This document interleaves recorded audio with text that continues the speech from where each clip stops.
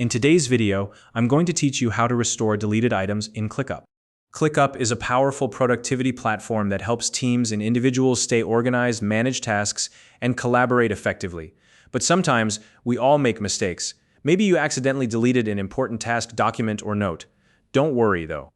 ClickUp has a built-in feature that allows you to recover deleted items quickly and easily. In this tutorial, I'll walk you through the exact steps to restore anything you've removed, so you can get back to being productive in no time. Let's get started. First, you'll want to navigate to your profile avatar or picture. This can be found at the very top of your ClickUp screen. Simply click on it to open the profile menu. Once the menu drops down, look for the option labeled Trash and select it. This is where all your deleted items are stored, so it's the perfect place to start. Next, you have two ways to find the deleted item you're looking for.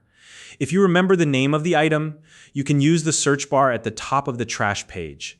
Just type in the name, and ClickUp will filter the results for you. If you're not sure of the exact name, don't worry. You can scroll through the list manually to locate your item.